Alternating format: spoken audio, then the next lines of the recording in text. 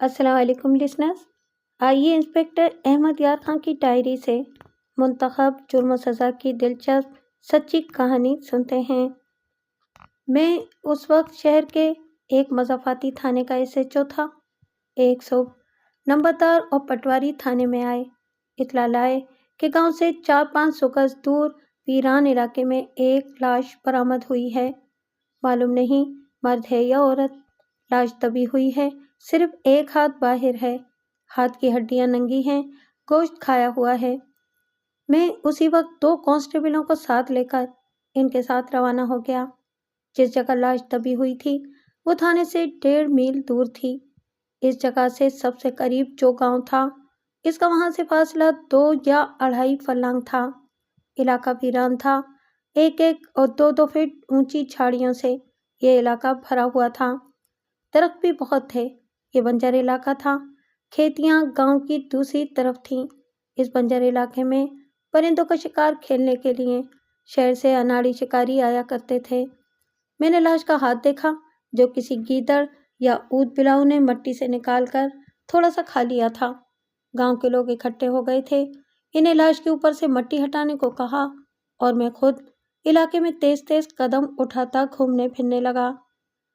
یہ اسی قسم کا ایک قتل تھا جس کی گواہی لاش اور زمین دیا کرتی ہے، لیکن یہ کام پتھر سے دودھ نکالنے کے برابر ہوتا ہے۔ میں زمین سے گواہی لینے کے لیے زمین پر نظریں گاڑے گھوم پھر رہا تھا۔ لاش سے 60-70 گز دور سے ایک پگڈنڈی گزرتی تھی۔ اس پر گیا تو زمین نے میری نظروں کو وہیں روک لیا۔ میں رک گیا اور یہ سوچنے لگا کہ زمین جھوٹ بول رہی ہے یا سچ۔ اگر زمین سچ بول رہی ہے تو یہ لاش کسی شہری کی ہوگی، دیہاتی کی نہیں۔ میں نے ابھی لاش دیکھی نہیں تھی۔ ابھی یہ بھی معلوم نہیں تھا کہ مرد ہے یا عورت۔ میں نے پگڈنڈی کی خاموش زبان سن لی اور اس کی گواہی اپنی آنکھوں میں اور ذہن میں محفوظ کر لی۔ میں بہت تیز تیز قدم اٹھاتا لاش تک گیا۔ لاش ننگی کر دی گئی تھی، ابھی باہر نہیں نکالی گئی تھی۔ اس کے اوپر سے مٹی جھاڑ دی گئی تھی۔ گڑھا جو اس کے لیے کھودا گیا تھا مشکل سے 2 فٹ گہرا تھا۔ میں نے آگے ہو کر دیکھا، میرے سامنے ایک عورت کی لاش پڑی تھی۔ چہرہ سوجنا شروع ہو گیا تھا، منہ اور آنکھیں ذرا ذرا کھلی تھیں۔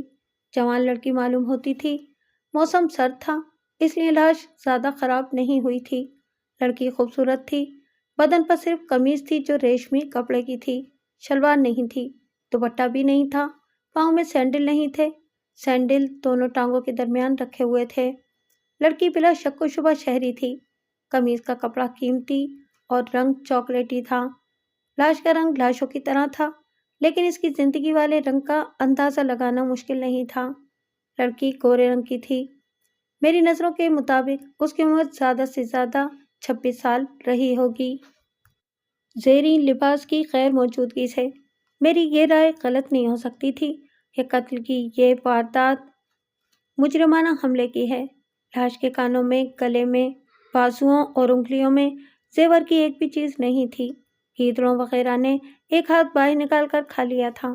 شاید اس ہاتھ کی کسی انگلی میں انگوٹھی ہو۔ یہ دایاں ہاتھ تھا، بایاں ہاتھ گڑے میں تھا، وہاں بھی انگوٹھی نہیں تھی۔ مجھے گڑے سے صرف ایک چیز ملی، یہ ٹوٹی ہوئی چوڑی کا ایک ٹکڑا تھا۔ میں نے اٹھایا اور جیب میں ڈال لیا۔ لڑکی قمیض کے کپڑے کے مطابق امیر گھرانے کی معلوم ہوتی تھی۔ یہ ہو ہی نہیں سکتا تھا کہ اس کے جسم پر کوئی زیور نہ ہو۔ اس کا مطلب یہ تھا کہ یہ رہزنی کی واردات ہے۔ اس طرح یہ 3 جرائم کی واردات بنتی تھی: اغوا یا رہزنی، آبروریزی اور قتل۔ یہ کام پیشہ وروں کا ہی ہو سکتا تھا۔ میں نے لاش باہر نکلوا کر گاؤں سے منگوائی ہوئی چارپائی پر رکھوائی۔ سر سے پاؤں تک ہر طرف سے لاش کا نظری معائنہ کیا۔ جسم پر ضرب یا زخم کا کوئی نشان نہیں تھا، خراش تک نہیں تھی۔ گردن کے گرد رسی یا انگلیوں کا کوئی نشان نہیں تھا۔ اس سے ظاہر یہ ہوا کہ گلا نہیں گھونٹا گیا۔ سر پر ہاتھ پھیرا، ابھرا ہوا کوئی نشان نہیں تھا جو چوٹ کی گواہی دیتا۔ میری رائے میں لڑکی کی موت کا باعث وہ تشدد تھا جو لڑکی سے کیا گیا اور اس سے اس کی حرکت قلب بند ہو گئی۔ اس صورت میں مجرم ایک سے زیادہ تھے، اتنے زیادہ کہ لڑکی زندہ نہ رہ سکی۔ میں نے تماشائیوں کو، جو سب کے سب دیہاتی تھے، وہاں سے دور ہٹا دیا تھا۔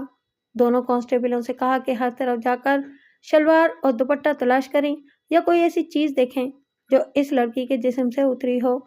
اس دوران میں نے نمبردار اور پٹواری کے بیان قلم بند کیے۔ جس آدمی نے سب سے پہلے لاش کی نشاندہی کی تھی، اس کے بیان لیے اور لکھے، ضروری کاغذی کارروائی کی، انگوٹھے لگوائے۔ تقریباً 1.5 گھنٹہ گزر گیا ہوگا۔ کانسٹیبل آ گئے۔ انہیں ٹوٹی ہوئی کانچ کی چوڑیوں کے 3 ٹکڑوں کے سوا کچھ بھی نہ ملا۔ جہاں سے یہ ٹکڑے ملے میں وہاں گیا۔ مٹی کے نشان بتاتے تھے کہ یہاں ضرور کوئی لیٹا رہا ہے۔ پاؤں کے نشان بہت تھے مگر اتنے گڑمٹ کے پہچانے نہیں جاتے تھے۔ واردات اسی جگہ ہوئی تھی۔ وہاں سے پاؤں کے جو نشان چلے وہ بھی اتنا ہی پہچانے جا سکے کہ یہاں سے کوئی گزرا ہے۔ نشان واضح نہیں تھے۔ صرف اتنا سا سراغ ملا کہ لڑکی پر تشدد کسی اور جگہ کیا گیا ہے، اور میرے اس شک کی تائید ہو گئی کہ یہ آبروریزی اور قتل کی واردات ہے۔ میں نے چوڑیوں کے 3 ٹکڑے جیب میں ڈال لیے، لاش اٹھوا کر تھانے میں بھیجی۔ میں خود پیچھے رہ گیا۔ نمبردار کو خفیہ ہدایات دیں، مخبروں کو اپنا کام شروع کرنے کو کہا اور میں تھانے چلا گیا۔ میرے ذہن میں پگڈنڈی کی گواہی کے سوا اور کچھ بھی نہیں تھا۔ دیہاتیوں کا کام تو آسان تھا، انہوں نے کڑا مردہ اکھاڑ کر دکھا دیا تھا۔ یہ کیس اس لحاظ سے کچھ مختلف تھا کہ اس کیس میں شہریوں نے اپنی ایک لاش دیہاتی علاقے میں لا کر دبا دی تھی، اور اب مجھے سمندر میں ڈوبی ہوئی چیونٹی کو ڈھونڈنا تھا۔ مجھے امید کی ایک کرن نظر آئی، وہ یہ تھی کہ شہر کے کسی نہ کسی تھانے میں کسی جوان لڑکی کی گمشدگی کی رپورٹ درج کرا لی گئی ہوگی۔ اگر لڑکی کا اتا پتہ مل جائے تو مجرم کے گھر تک پہنچنا قدرے آسان ہو جائے گا۔ دوسری صورت یہ تھی کہ جرائم پیشہ افراد کی فہرست مل جائے گی۔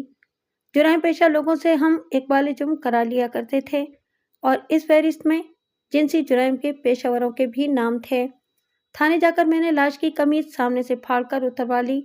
لاش سے قمیض بغیر پھاڑے نہیں اتاری جا سکتی تھی۔ پھر لاش پوسٹ مارٹم کے لیے بھجوائی اور ٹیلی فون پر بیٹھ گیا۔ 1 گھنٹہ صرف کر کے تمام تھانوں سے اور پولیس ہیڈ کوارٹر سے پوچھا کہ کسی لڑکی کی گمشدگی کی رپورٹ تو نہیں آئی۔ ہر جگہ سے جواب ملا، نہیں۔ یہ جواب سن کر میں بڑی صبر آزما تفتیش کے لیے تیار ہو گیا۔ فوٹوگرافر کا انتظام کر کے ہسپتال بھیج دیا تاکہ لڑکی کے چہرے کی تصویر نہایت صاف لے کر 5-6 کاپیاں بنا دے۔ لاش کو 4 یا 5 روز ہسپتال کے سرد خانے میں رکھنے کا بھی انتظام کیا، اور میں سر پکڑ کر بیٹھ گیا۔ پوسٹ مارٹم رپورٹ شام تک نہ آئی تو میں اسپتال چلا گیا۔ موت کا باعث معلوم نہیں ہو رہا تھا۔ ایک انگریز اسپیشلسٹ دیکھ رہا تھا۔ بہت انتظار کے بعد رپورٹ ملی۔ لڑکی کی موت سانس رکنے سے واقع ہوئی تھی، گلا گھونٹا نہیں گیا تھا۔ دوسرا طریقہ یہی ہو سکتا تھا کہ منہ اور ناک پر ہاتھ یا کپڑا دبا کر سانس روکا گیا ہو۔ لڑکی کا مذہب معلوم نہیں ہو سکا۔ اس کی عمر 25 سال کے لگ بھگ بتائی گئی۔ وہ کنواری نہیں تھی، یعنی کہ شادی شدہ تھی۔ ڈاکٹروں کے معائنے کے مطابق ابھی تک اس نے کسی بچے کو جنم نہیں دیا تھا۔ اسے 3 روز پہلے قتل کیا گیا تھا۔ اس رپورٹ نے میرے لیے ایک بہت پیچیدہ مشکل پیدا کر دی۔ ڈاکٹر نے لکھا تھا کہ موت سے پہلے لڑکی پر مجرمانہ حملہ نہیں کیا گیا، تشدد کے کوئی آثار نہیں ملے۔ میرے سامنے جو سوال آئے وہ یہ تھے، اگر لڑکی پر مجرمانہ حملہ نہیں ہوا تو اس کا زہری لباس کہاں گیا؟ لڑکی کے زیورات یقیناً اتارے گئے ہیں، جو کسی پیشہ ور مجرم کا کام ہے۔ کیا وہ مجرم اس قدر شریف تھا کہ اتنی خوبصورت اور جوان لڑکی کو اس نے بہن کا درجہ دے کر اس کی عزت پر ہاتھ نہ ڈالا؟ لڑکی کو مرے 3 دن ہو گئے تھے، یعنی 3 دن اور 3 راتیں وہاں پڑی رہی، مگر صرف ایک ہاتھ کھایا گیا۔ کیتڑوں یا اود بلاؤں نے لاش کھود کیوں نہ لی؟ کیا یوں ہوا ہوگا کہ لڑکی کو گھر میں قتل کیا گیا اور تیسرے روز یہاں دفن کیا گیا؟ یہ ایک ہاتھ اوپر کس طرح اور کیوں رہا؟ شہر کی لڑکی اتنی دور ویرانے میں کیوں گئی؟ کیا اسے زبردستی لے جایا گیا یا قتل کر کے لے جایا گیا؟ پگڈنڈی نے خاموشی سے گواہی دی تھی کہ لڑکی کو وہاں تک لے جایا گیا۔ یہ معلوم کرنا تھا کہ مردہ لے جایا گیا یا زندہ۔ کیا اسے صرف قتل کرنا مقصود تھا؟ اگر مقصود یہی تھا تو شلوار اور زیورات کہاں گئے؟ لڑکی تھی کون؟ لاش سرد خانے میں رکھوا دی گئی۔ فوٹوگرافر نے اسی شام مجھے لڑکی کے چہرے کے فوٹو دے دیے۔ جو میں نے تمام اخباروں کو اس ہدایت کے ساتھ بھجوا دیے کہ کل صبح کے اخبار میں ضرور شائع کیے جائیں۔ صبح اخبار آئے، فوٹو چھپ گئے تھے۔ نیچے لکھا گیا تھا کہ اس لڑکی کے وارث ہسپتال کے سرد خانے میں لاش شناخت کر سکتے ہیں۔ مجھے یہ خدشہ تھا کہ لاش کا چہرہ کچھ پھول گیا تھا، اس لیے وارث فوٹو سے شناخت نہیں کر سکیں گے۔ دوسرے دن ریڈیو سے بھی اعلان کرایا گیا، لڑکی کا حلیہ بیان کیا گیا، مگر وہ دن، اگلے دن اور اس سے بھی اگلے دن کوئی نہ آیا۔ ہسپتال سے یہ اطلاع آئی کہ لاش چونکہ پہلے ہی پھولنی شروع ہو گئی تھی، اس لیے سرد خانے میں یہ زیادہ دن نہیں رکھی جا سکتی۔ لاش خراب ہو رہی ہے، مجھے لاش وہاں سے اٹھوانی پڑی۔ مذہب کا کچھ پتہ نہ تھا، میں نے مسلمانوں کے قبرستان میں دفن کرا دی۔ اس سے مجھے یہ سکون ضرور ہوا کہ لڑکی کا کوئی وارث سامنے نہیں آیا۔ ہو سکتا ہے یہ کیس گولی ہو جائے، لیکن لڑکی لاوارث تو نہیں ہو سکتی تھی۔ مجھے یہ خیال بھی آیا کہ اسے کسی دور دراز شہر سے نہ لایا گیا ہو۔ اس کے ساتھ ہی یہ خیال آیا کہ یہ لڑکی طوائف تو نہیں ہے۔ میں اس لائن پر سوچنے لگا۔ یہ خیال آتے ہی میں نے طوائفوں کے علاقے کے تھانے دار کو ٹیلی فون کیا۔ وہ ہردیال سنگھ تھا، میرا دوست تھا۔ میں اس سے پہلے بھی پوچھ چکا تھا کہ اس کے تھانے میں کسی لڑکی کی گمشدگی کی رپورٹ تو نہیں آئی۔ اب اس کے ساتھ پھر بات ہوئی تو اس نے پوچھا، پتہ نہیں چل پیا اور کدی کاکی ہے۔ میں نے اسے بتایا کہ کچھ پتہ نہیں چل رہا کہ وہ کون تھی۔ ہردیال سنگھ نے مجھے ایک دانشمندانہ مشورہ دیا اور کہنے لگا، احمد جارا، میری گل من، پہلے تو یہ پتا کر جے او کدی کاکی ہے، پھر تینوں پتہ چل جاوے گا کہ او کون سی۔ میں نے اس سے پوچھا، ہردیالے، او کاکی تیری تے نہیں سی؟ ہردیال سنگھ نے مجھے نہایت دلچسپ گالی دی۔ وہ میری بات سمجھا نہیں تھا۔ میں نے اسے کہا کہ وہ تمہارے علاقے کی طوائف تو نہیں تھی۔ وہ سمجھ گیا اور وعدہ کیا کہ کل تک مجھے پکی خبر دے گا۔ مجھے شک تھا کہ کوئی امیر زادہ رقابت کے جوش میں لڑکی کو قتل کر گیا ہے، مگر ہردیال سنگھ نے دوسرے دن یہ اطلاع دے کر میری امیدوں پر پانی پھیر دیا۔ احمد جارا، میرا ٹوٹل تے پورا ہے۔ اس کے علاقے کی تمام طوائفیں جن میں اعلیٰ درجے کی بھی تھیں، پوری تھیں، کوئی بھی لاپتہ نہیں تھی۔ اسی دن کا 1:30 بجا ہوگا کہ 2 دیہاتی دوڑتے تھانے میں آئے۔ انہوں نے نئے کپڑے پہنے ہوئے تھے، جیسے عید یا شادی کے موقع پر پہنے جاتے ہیں۔ وہ گھبرائے ہوئے تھے۔ انہوں نے اطلاع دی کہ ان کے گاؤں میں ایک لڑکی کی شادی ہے، بارات آنے والی ہے۔ لڑکی کی برادری کے کچھ لوگ بارات پر حملہ کرنے کے لیے تیار کھڑے ہیں۔ لڑکی والوں نے انہیں رشتہ دینے سے انکار کیا تھا۔ بارات دوسرے گاؤں سے آ رہی ہے، ادھر بھی اطلاع پہنچ گئی ہے کہ باراتی کلہاڑیوں سے لیس ہو کر آ رہے ہیں۔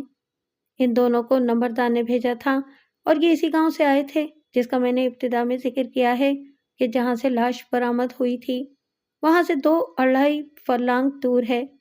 میں نے 6 کانسٹیبل ساتھ لیے اور نقص امن کے خطرے کو دبانے کے لیے فوراً روانہ ہو گیا۔ گاؤں میں گیا تو بہت سے لوگ نئے کپڑے پہنے ہوئے تھے۔ یہ معمولی سے کسانوں کا گاؤں تھا۔ ہمیں دیکھتے ہی گاؤں میں ہلچل مچ گئی۔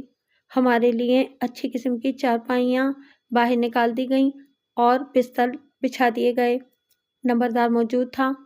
میں نے مطلوبہ پارٹی کے چند آدمیوں کو بلایا، انہیں ڈرایا دھمکایا۔ بارات 2 میل دور سے آ رہی تھی۔ گاؤں کے ایک آدمی کو ادھر یہ حکم دے کر بھیجا کہ وہ لوگ لاٹھیوں اور کلہاڑیوں کے بغیر آئیں۔ وہاں فضا واقعی خون خرابے والی تھی۔ میں نے احتیاط کے طور پر حملے کی تیاری کرنے والی پارٹی کے 3 سرغنوں کو پابند کر لیا اور ان سے کہا کہ وہ ابھی تھانے چلے جائیں اور وہاں بیٹھیں۔ تماشائی ادھر ادھر ہو گئے تو میں عورتوں اور بچوں کو دیکھنے لگا۔ سب نے رنگا رنگ کپڑے پہنے ہوئے تھے۔ عورتوں کے کپڑے بہت شوق تھے، بھڑکیلے اور گہرے رنگ کے کپڑے جو خاصے سستے تھے۔ ان دنوں ٹاسا بہت چلتا تھا اور یہ اکڑا ہوا مصنوعی ریشم تھا جو چمک دیتا تھا۔ مجھ سے تقریباً 15 گز دور ایک درخت کے نیچے 6 عورتیں اور کچھ بچے کھڑے تھے۔ ان سب میں کوئی خاص بات نہیں تھی کہ میں انہیں غور سے دیکھتا، پر ان پر اڑتی ہوئی نگاہ ڈالی تو ایک عورت میری نظروں کو بالکل اسی طرح جکڑ چکی تھی جس طرح لاش برآمد ہوتے وقت پگڈنڈی نے میری نظروں کو جکڑ لیا تھا۔ اس کا رنگ دوسری عورتوں کی نسبت صاف تھا، جسم بہت اچھا تھا۔ باقی عورتوں نے بال اس طرح گوندھ رکھے تھے کہ کوئی بال دوپٹے سے باہر نہیں تھا، لیکن اس عورت نے کن پٹیوں سے کچھ بال کانوں سے آگے کو کھلے چھوڑ رکھے تھے جو اچھے لگتے تھے۔ وہ جوان بھی تھی، وہ شوق بھی نظر آتی تھی۔ میں نے اسے غور سے اس لیے نہیں دیکھا کہ دوسریوں کی نسبت اس میں کشش تھی، بلکہ اس کی شلوار اور دوپٹے کے رنگ نے میرے ذہن میں ہلچل مچا دی۔ رنگ چاکلیٹ تھا۔ میری نظروں کے سامنے لاش کی قمیص آ گئی۔ قمیص پر ہلکے ہلکے اور ایک دوسرے سے دور دور پھول تھے اور اس کی زمین چاکلیٹ رنگ کی تھی۔ مجھے شلوار اور دوپٹے کی تلاش تھی اور دونوں چیزیں میرے سامنے تھیں۔ میں اٹھا اور آہستہ آہستہ اس انداز سے ٹہلتا ان عورتوں کی طرف جانے لگا جیسے میں انہیں نہیں دیکھ رہا۔ حوالدار جگن ناتھ میرے ساتھ تھا۔ میں اس کے ساتھ غیر متعلق سی باتیں کرتا رہا۔ عورتیں ذرا ایک طرف ہو گئیں۔ میں نے ان کی طرف دیکھا اور مسکرا کر کہا، شادی مبارک ہو بہنوں، فکر نہ کرو، اب دنگا فساد نہیں ہوگا۔ میں نے اس عورت کو غور سے دیکھا۔ اس کے کانوں میں چھوٹے چھوٹے کانٹے تھے جو صرف شہری لڑکیاں استعمال کیا کرتی ہیں۔ اس عورت نے مجھے مزید شک میں اس طرح ڈالا کہ میں جب ان عورتوں کے قریب گیا تو وہ پیچھے ہٹ کر دوسری عورتوں کے پیچھے چھپ گئی اور پھر وہاں سے چلی گئی۔ میں ایک طرف کو ٹہلتا گیا۔ جگن ناتھ کے علاوہ نمبردار بھی میرے ساتھ تھا اور چند آدمی میرے پیچھے پیچھے آ رہے تھے۔ میں نے نمبردار کو الگ لے جا کر اس سے پوچھا، نسواری دوپٹے اور یہ شلوار والی عورت کون ہے اور کیسی ہے؟ اسے یاد نہیں آ رہا تھا۔ میں نے اسے حلیہ بتایا تو وہ مسکرایا۔ وہ شاید میرے کردار سے ابھی واقف نہیں ہوا تھا۔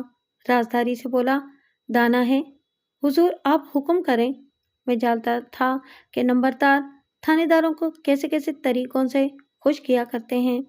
میں نے اسے بالکل نہیں کہا کہ یہ دانا مجھے چاہیے یا یہ کہ میں بڑا شریف آدمی ہوں۔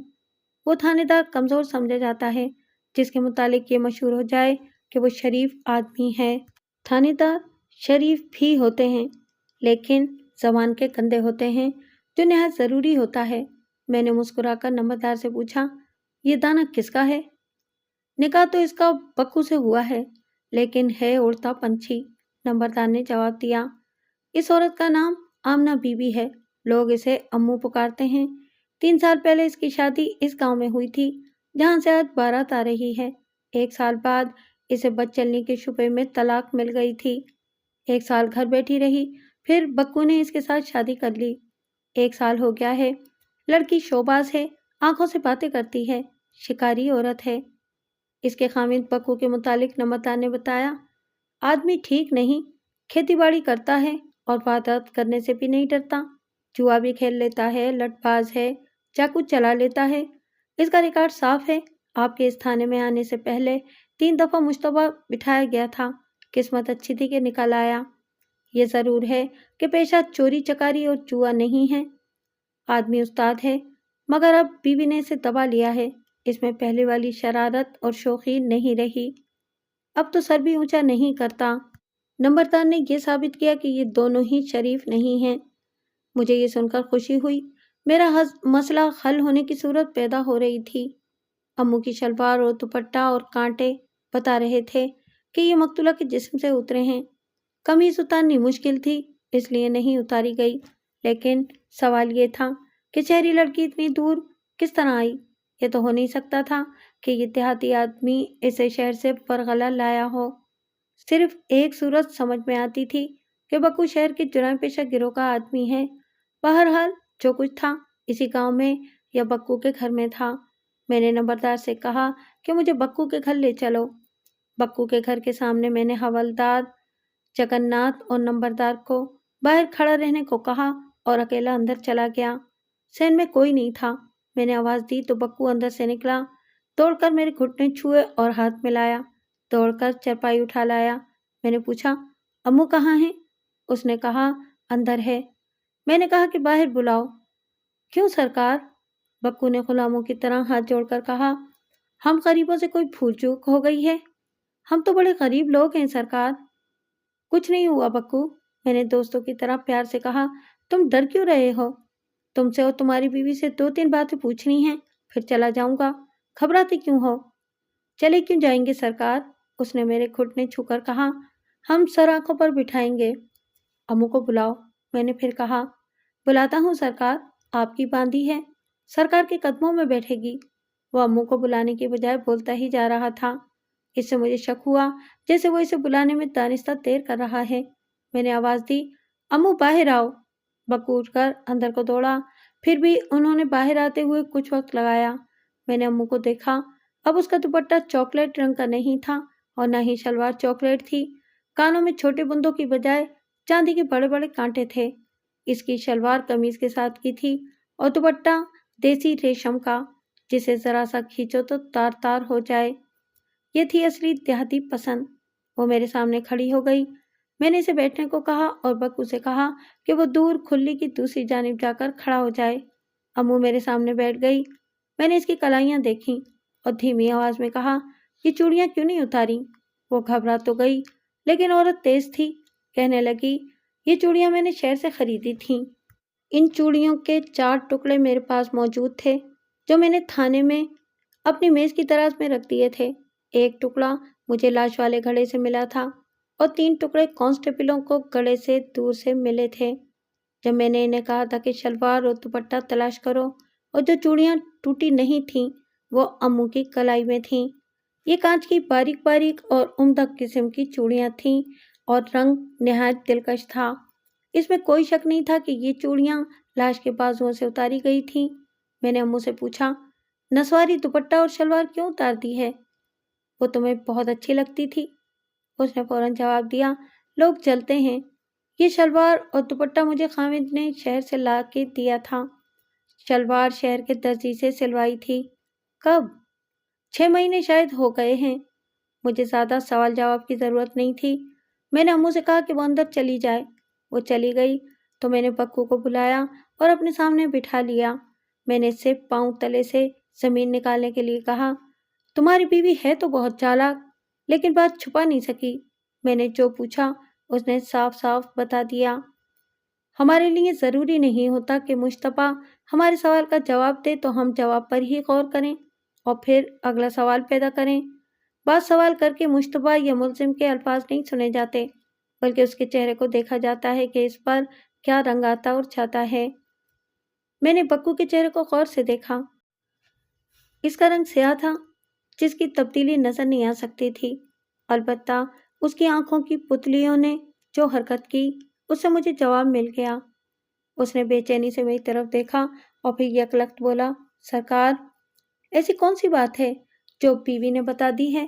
ہم نے کیا کیا ہے سرکار؟ قتل۔ وہ بدک کر پیچھے ہٹ گیا۔ بولا، قتل؟ کس کا قتل سرکار؟ ہم سرکار کے غلام حکم کے بغیر مکھی بھی نہیں مارتے۔ سنو بکو، میں نے دوستانہ بے تکلفی سے کہا، 2 روز بعد جو اقبالی جرم کرو گے وہ آج ہی کیوں نہیں کر دیتے؟ مال تمہارے گھر سے ابھی برآمد ہوگا، لاش برآمد ہو چکی ہے۔ دوستوں کی طرح مان جاؤ، تم ضرور تھانے چل کر میرے ہاتھ سے الٹا لٹکو گے اور مرچوں کی دھونی لوگے۔ یاد رکھو، جب تک بکو گے نہیں تم چھت سے لٹکتے رہو گے اور نیچے میں آگ میں مرچیں پھینکتا رہوں گا۔ میں اسے دھمکی دے رہا تھا۔ خدا گواہ ہے کہ میں نے 3rd ڈگری کا طریقہ کبھی اختیار نہیں کیا تھا۔ اس نے ہاتھ جوڑ کر اور روحانسی آواز میں کہا، سرکار، قرآن پر ہاتھ رکھ لو، میں نے کسی کو قتل نہیں کیا۔ میرے اندر کوئی مال نہیں۔ غور سے سنو بکو، میں نے کہا، تم قرآن پر ہاتھ نہ رکھو۔ میں قرآن پر ہاتھ رکھ کر تمہارے ساتھ وعدہ کروں گا کہ تمہارے اس کیس میں سے تمہیں اس طرح نکال لوں گا جس طرح مکھن سے بال نکالتے ہیں۔ تم اپنے ساتھی پکڑوا دو، میں تمہیں سلطانی گواہ بنا دوں گا۔ بس گواہی دے کر گھر آ جاؤ گے، ورنہ پھانسی چڑھو گے۔ اس کا سارا جسم اس طرح کانپنے لگا جیسے اسے دورہ پڑ گیا ہو۔ میں نے اسے سہارا دینے کے لیے پھر کہا کہ اس کے بچنے کی یہی ایک صورت ہے کہ وہ سلطانی گواہ بن جائے، مگر اس کا جسم کانپتا رہا اور بات کرنے لگا تو اس کی زبان بھی کانپ رہی تھی۔ میں نے جگن ناتھ اور نمبردار کو اندر بلایا۔ نمبردار سے کہا کہ وہ کسی بزرگ کو ساتھ لے آئے اور جگن ناتھ سے کہا کہ وہ 2 کانسٹیبل گاؤں میں رہنے دے اور باقی کو اپنے ساتھ تھانے لے جائے، اور گاؤں کے ان 3 آدمیوں کو جنہیں میں نے تھانے بھیجا تھا میرے آنے تک وہیں بٹھائے رکھے۔ نمبردار ایک بزرگ کو اپنے ساتھ لے آیا۔ میں بکو کو اندر کمرے میں لے گیا۔ امو چارپائی پر بیٹھی تھی، مجھے دیکھ کر اٹھ کھڑی ہوئی۔ نمبردار اور بوڑھا بھی باہر تھے۔ بکو نے میرا بازو پکڑ لیا اور بہت آہستہ سے بولا، انہیں باہر نکال دیں سرکار، پہلے میری بات سن لیں۔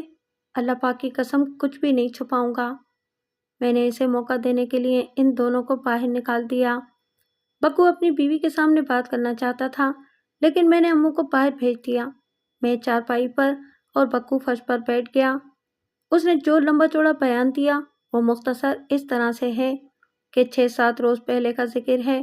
बक्कू आधी रात से पहले एक गांव से अपने गांव की तरफ आ रहा था। चांदनी रात थी। गांव से 2 फरलांग दूर इसे एक औरत की लाश पड़ी नजर आई। इसका जिस्म अभी तक गर्म था और अभी अकड़ा भी नहीं था। उसने बताया कि वो इस जगह से अभी बहुत दूर था कि इस वीराने में इसे एक मोटर की आवाज़ सुनाई दी थी। कोई बत्ती नजर नहीं आई थी। बक्कू सोचता रहा कि इस तरफ मोटर का क्या काम। फिर आवाज़ आनी बंद हो गई। थोड़ी देर बाद मोटर की आवाज़ फिर सुनाई दी और ये आवाज़ दूर जाते जाते ख़त्म हो गई। बक्कू आगे आता रहा और उसे लाश नजर आई। यहाँ तक बक्कू का बयान मेरे लिए काबिल कबूल था। वहाँ तक एक कार ज़रूर आई थी। पगडंडी ने मुझे यही गवाही दी थी। मैं आपको बता चुका हूँ कि जब देहाती लाश से मट्टी हटा रहे थे तो मैं इर्द गिर्द के इलाके में घूमता हुआ पगडंडी तक चला गया था और वहाँ मेरी पगडंडी पर नजरें जम गई थीं। मुझे वहाँ कार के टायरों के निशान नजर आए थे। एक निशान और भी था जो मैंने अपने जहन में महफूज रखा हुआ था। नंबरदार और गांव के 3 आदमियों ने यह भी बताया था कि 3-4 दिन गुजरे। रात के वक्त उन्होंने इस इलाके में मोटर गाड़ी की आवाज़ सुनी थी। बत्ती नजर नहीं आई थी। बक्कू का ये बयान भी मेरे लिए काबिल कबूल था कि लाश अभी गर्म थी और अकड़ी भी नहीं थी। इसका मतलब ये था कि लड़की को थोड़ी देर पहले कत्ल किया गया था। कार में इसका सांस रोका गया या बाहर लाकर रोका गया और लाश वहीं फेंक कर कार चली गई। अब सवाल ये था कि लाश का शलवार, दुपट्टा और सेवर बक्कू की बीवी तक किस तरह पहुंचे। बक्कू ने बताया कि वो लाश की इतला नंबरदार को देकर यह खतरा मोल लेना नहीं चाहता था कि इस पर शक किया जाए या वो गवाह की हैसियत से पेशियां भुगतता रहे। चांदनी में इस लड़की के कानों के पुंदे चमकते नजर आए। जैसा कि नंबरदार ने मुझे बताया था कि बक्कू शरीफ आदमी नहीं है और वारदात करने से भी नहीं घबराता। मैं बक्कू का ये बयान सुनकर हैरान न हुआ कि उसने लाश के कानों से दोनों बुंदे उतार लिए। गले में सोने की जंजीर और इसके साथ सोने का पत्ता था जिसका साइज 1 रुपए के सिक्के जितना था। एक अंगूठी दाएं हाथ की दरमियानी उंगली में थी और एक बाएं हाथ की छोटी उंगली के साथ वाली उंगली में। बक्कू ने ये तमाम चीजें उतार ली और बहुत तेज चलता घर चला गया। इसकी बीवी जाग उठी। बक्कू ने दिया जलाया और जेवरात बीवी के हाथ में दे दिए। बीवी की बातें खिल गईं। उसने बक्कू से पूछा कि ये चीजें वो कहाँ से लाया है। उसने बता दिया कि एक लाश से उतार कर लाया हूँ। ये सुनकर अम्मू घबरा गई। एक तो इतने सारे जेवर ने उसका दिमाग खराब कर दिया था, दूसरे लाश का सुना तो दिमाग ज़्यादा खराब हो गया, और तीसरी वजह यह थी कि वो जड़ देहाती थे, इसलिए कोई बेहतर तरकीब न सोच सके। अम्मू ने बक्कू को मशवरा दिया कि लाश को कहीं दबा दो, कहीं ऐसा ना हो कि कल सुबह जब लाश की रिपोर्ट पुलिस को मिले तो पुलिस तुम्हारे खुरे पर हमारे घर पहुंच जाए। वहाँ लाश न हुई तो किसी को पता ही नहीं चलेगा कि यहाँ कोई कत्ल हुआ है और उसका जेवर हमारे पास है। बक्कू को ये बात पसंद आ गई। उसने अम्मू से कहा कि वो इसके साथ चले ताकि काम जल्दी ख़त्म हो जाए। उन्होंने जेवरात ट्रंक में रख दिए, कुदाल उठाई और गांव से निकल गए। गांव के लोग बेहोशी की नींद सोया करते हैं और फिर वो तो सर्दियों की रातें थीं, सब लोग अंदर सोए हुए थे। बाकी इलाका वीरान था। पकड़े जाने का तो सवाल ही पैदा नहीं होता था। दोनों लाश तक पहुंचे। अभी लाश को खाने के लिए कोई चीज़ नहीं आई थी। बक्कू ने एक ऐसी जगह जहाँ थोड़ी सी झाड़ियों के दरमियान जगह खाली थी कड़ा खोदा। इस दौरान अम्मू लाश को देखने चली गई थी और उसने कांच की चूड़ियाँ भी उतार ली थीं। दोनों ने लाश उठाई। बक्कू ने सैंडल देखे तो वो भी उठा लिए। लाश गले में रखकर उसने सैंडल लाश की टांगों के दरमियान रख दिए। अम्मू सैंडल भी उठाने लगी तो बक्कू ने उसे ये कहकर रोक दिया कि ये शहर के फैशन के हैं, गांव में शक पैदा करेंगे। इन बदबख्तों ने यह ना सोचा कि जेवरात और कपड़े भी शहर के ही फैशन के थे। बक्कू ने बताया कि लाश गले में रखते उसका दायां बाजू मालूम नहीं किस तरह ऊपर को उठ गया था, जो उसने लाश के पहलू के साथ लगा देने की बजाय गले की दीवार के साथ लगा दिया। ऊपर मट्टी डाल दी। गालिबन दाएं हाथ की उंगली जरा बाहर रह गई थी, जो किसी चीज ने सूंघ कर ہاتھ باہر گھسیٹ کر کھا لیا۔ وہاں بھیڑیے نہیں تھے ورنہ لاش باہر نکال لیتے۔ ضروری نہیں تھا کہ میں بکو کے سارے ہی بیان کو سچ مان لیتا۔ میں نے اس سے اس کی مجرمانہ عادتوں کے متعلق بہت سے سوال پوچھے، پھر اسے کہا کہ لاش کو چھپانا اور اسے چیزیں اتارنا سخت جرم ہے اور مذہب کے لحاظ سے بھی گناہ ہے۔ اس کے آنسو نکل آئے۔ اس نے کہا کہ یہ جرم اس سے اس کی بیوی نے کرایا ہے۔ اس نے اپنی بیوی کے چال چلن کے متعلق بتایا کہ بڑی شوقین عورت ہے، اسے اچھے کپڑوں اور زیورات کا بہت شوق ہے، اس کی طبیعت میں عیاشی ہے، پہلے خامد سے اسی وجہ سے طلاق ملی تھی، یہ کمبخت اس وقت کی یاریاں ابھی تک نبھا رہی ہے۔ بکو اپنی بے عزتی کے ڈر سے اسے طلاق نہیں دیتا تھا، بلکہ منتیں کرتا رہتا تھا کہ وہ باز آ جائے۔ اسے خوش کرنے کے لیے اس نے جوا کھیلنا بھی شروع کر دیا تھا تاکہ پیسے زیادہ کما کر اس کی کپڑوں وغیرہ کی فرمائشیں پوری کر سکے، لیکن وہ اب اس سے تنگ آ چکا تھا۔ کئی روز سے وہ اسے سونے کے کانٹے لانے کو کہہ رہی تھی اور وہ پریشان تھا کہ اتنے پیسے کہاں سے لائے۔ اس رات وہ ایک گاؤں میں جوا کھیلنے گیا تھا، اسی لیے اتنی دیر بعد گاؤں واپس آیا تھا۔ راستے میں اسے لاش ملی جس کے ساتھ زیورات بھی تھے۔ بکو کے دماغ میں یہی خیال چھایا ہوا تھا کہ امو کی فرمائش پوری کرنی ہے، ورنہ وہ اسی لالچ میں کسی اور کے ساتھ تعلقات قائم کر لے گی۔ خدا نے بکو کو موقع دیا اور اس نے یہ سوچے بغیر کہ یہ جرم ہے یا خدا کی نظر میں گناہ ہے، لاش کا زیور اتار لیا، اور جب امو وہاں گئی تو لاش کے کپڑے بھی اتار لائی۔ میں نے باہر جا کر نمبردار سے کہا کہ امو کے پہلے خامد کو اس کے گاؤں سے بلوا لے، اور اسے اس گاؤں کا نام بھی بتایا جہاں بکو کہتا تھا کہ جوا کھیلنے گیا تھا۔ بکو سے نام پوچھ کر 4 آدمیوں کو بلوانے کے لیے کہا۔ نمبردار اسی وقت چلا گیا۔ میں نے گاؤں کے بزرگ کو فارغ کر دیا، بکو کو کمرے سے نکال کر اس کی بیوی کو اندر بلایا۔ بکو نے فوراً بولنا شروع کر دیا تھا، مگر امو نے مجھے چکر دینے شروع کر دیے۔ نمبردار نے ٹھیک ہی کہا تھا کہ یہ شکاری عورت ہے، میں اس کی وہ حرکتیں اور باتیں نہیں کہہ سکتا جو اس نے مجھے گمراہ کرنے کے لیے کی۔ میں اس سے کچھ اور پوچھتا اور وہ کوئی اور ہی بات چھیڑ دیتی۔ اس طرح کچھ دیر زبانوں کی آنکھ میں چولی چلتی رہی۔ اس کو یہ غلط فہمی تھی کہ بکو نے شاید مجھے کچھ نہیں بتایا۔ میں نے اس کی چوڑیوں والی کلائی پکڑ کر پوچھا، چوڑیاں لاش سے اتارتے ہوئے 2 ٹوٹی تھیں یا زیادہ؟ اس نے جواب دینے کی بجائے یہ حرکت کی کہ میں نے اس کی کلائی پکڑ رکھی تھی۔ اس نے اسی ہاتھ سے میری کلائی پکڑ لی اور دوسرا ہاتھ میرے ہاتھ پر پھیرنے لگی۔ اس وقت تک میں بھولا بنا رہا تھا، میں صرف یہ یقین کرنا چاہتا تھا کہ یہ عورت کیسے چال چلن کی ہے، اور وہ مجھے یقین ہو گیا۔ میں نے یکایک رویہ بدل لیا اور کہا، تم اور تمہارا خامد سیدھا پھانسی کے تختے پر جا رہے ہو۔ تمہارے خامد نے اس لڑکی کو قتل کیا اور دونوں نے مل کر اس کے زیورات اور کپڑے اتارے۔ کہو کیا کہتی ہو؟ تم جاہل دیہاتن مجھے چکر دے لو گی؟ وہ بدک گئی۔ میں نے بڑے اطمینان سے کہا، وہ سارے آدمی تمہارے خلاف گواہی دیں گے جن کے ساتھ تمہارے تعلقات ہیں۔ اس نے آخر بولنا شروع کر دیا اور ہو بہو وہی کہا جو بکو نے مجھے سنا چکا تھا۔ ذرا بھر فرق نہیں تھا۔ اپنے چال چلن کے متعلق بھی اس نے کچھ نہیں چھپایا۔ میں نے بکو کو اندر بلا لیا اور دونوں سے کہا کہ خود ہی ساری چیزیں نکال دو۔ دونوں نے کوئی حیل و حجت نہیں کی، ٹنگ سے تمام چیزیں نکال دیں۔ امو نے شلوار اور دوپٹہ شادی کے لیے پہنا تھا، کانوں میں مقتولہ کے بندے اور انگلیوں میں انگوٹھیاں ڈالی تھیں، مگر گاؤں میں پولیس کو دیکھ کر اسے ذرا دیر بعد خیال آیا کہ یہ چیزیں پہچانی نہ جائیں۔ وہ وہاں سے کھسک گئی، مگر میں سب کچھ دیکھ چکا تھا۔ میں جب اس کے گھر میں داخل ہوا تھا تو وہ اندر کپڑے بدل رہی تھی اور یہ چیزیں چھپا رہی تھی، اسی لیے بکو نے اسے اندر بلانے میں خاصی دیر لگا دی تھی۔ اب انہوں نے چیزیں ٹرنک سے نکال دیں۔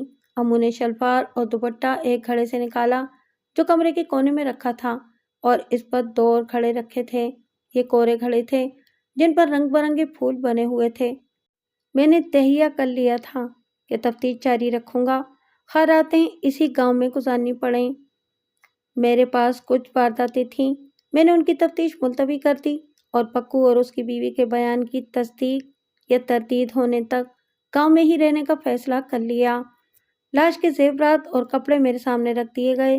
امو نے چوڑیاں بھی اتار دیں۔ میں سوچنے لگا کہ ان دونوں کو حراست میں لوں یا ابھی شامل تفتیش ہی رہنے دوں؟ اتنے میں باہر ڈھولوں کی آوازیں آنے لگیں اور گولے پھٹنے لگے۔ بارات آ گئی تھی۔ اس کے فوراً بعد نمبردار نے آ کر اطلاع دی کہ امو کا پہلا خامند آ گیا ہے۔ اس کے اتنی جلدی آنے کی وجہ یہ تھی کہ وہ اسی بارات کے ساتھ آ رہا تھا۔ میں نے اسے اس کی چھوڑی ہوئی بیوی کے گھر بلانا مناسب نہ سمجھا۔ میں نے ایک کانسٹیبل کو بلایا، اسے کمرے کے دروازے میں کھڑا کیا، بکو اور امو کو سین میں بیٹھنے کو کہا اور میں باہر چلا گیا۔ امو کے پہلے خامند سے میں نے امو کے چال چلن کے متعلق پوچھا۔ اس نے بتایا کہ بدکار اور عیاش عورت ہے، اسے امیر زادی بننے کا شوق ہے۔ میں نے اسے پوچھا کہ چوری چکاری بھی کرتی ہے۔ اس نے جواب دیا، اسے ذرا سا لالچ مل جائے تو یہ سب کچھ کر گزرتی ہے۔ میں نے چند اور باتیں پوچھیں، لیکن یہ میری تفتیش کے لیے کوئی خاص فائدہ مند نہیں تھیں۔ دن کے پچھلے پہر اس گاؤں کے 4 آدمی آ گئے جہاں سے بکو رات کو واپس آ رہا تھا۔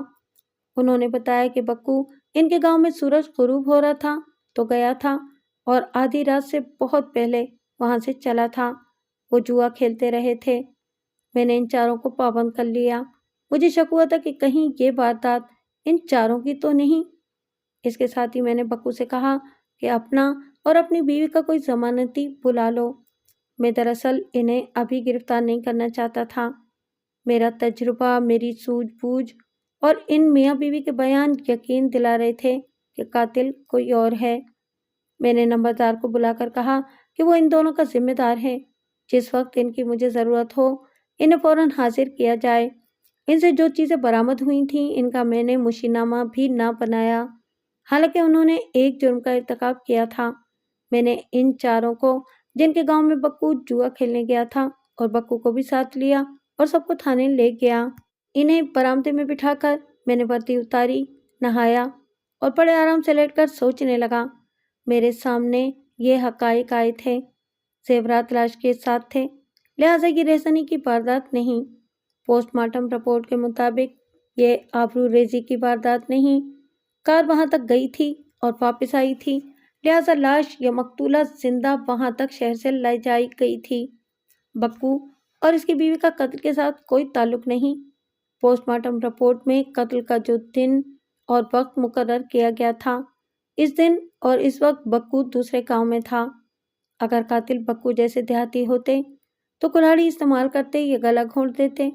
سانس روک کر قتل کرنا انگریز ملکوں کا طریقہ قتل ہے اور یہ طریقہ ذہین قاتلوں کا ہے۔